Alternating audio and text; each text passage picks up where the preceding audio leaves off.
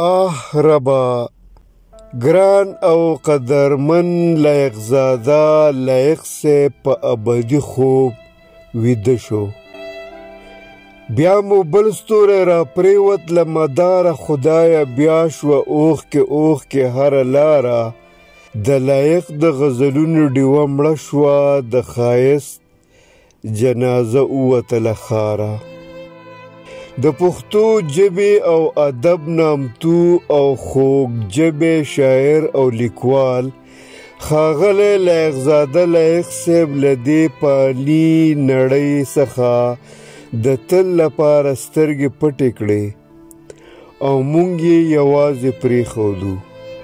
د لایق صاحب د مرګ خبر ډېر دردونکی او لړزونکی و او لر او بر ټول پښتانه په ځانګړي ډول پښتانه شاعران او ادیبان یې ډېر خواشیني او غمګین کړل. ښاغلی لایق د پښتو ژبې یو روښانه او ځلان ستوری و چې د پښتو ادب د بډاینې او پرمختګ لپاره یې ډېر ګټور او د پام وړ کارونه کړي وو او د پښتو شعر او ادب میدان یې تود او ګرم ساتلی و.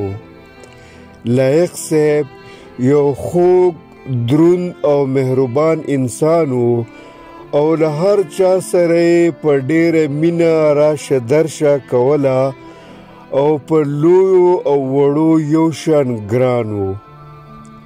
د لایق صاحب مړینه بې له شکه د پښتو ادب دپاره لویه ضایع او تشه ده چې تر کلونو به یې ډکول ناشوني وي او موږ به هیڅکله ونه توانیږو چې بل لایق ومومو او ځای ناستی یې پیدا کړی شو.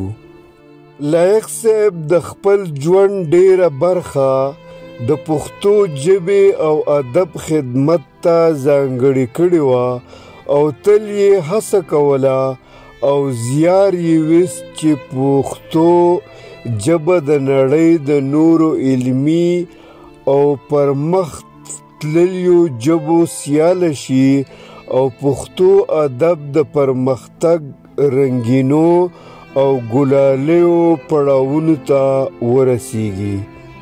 د ښاغلي لایق شاعرۍ له ژورو فکرونو او لوړو خیالونو ډکه او د فن او هنر په رنګونو ښکلي او رنګینه ده.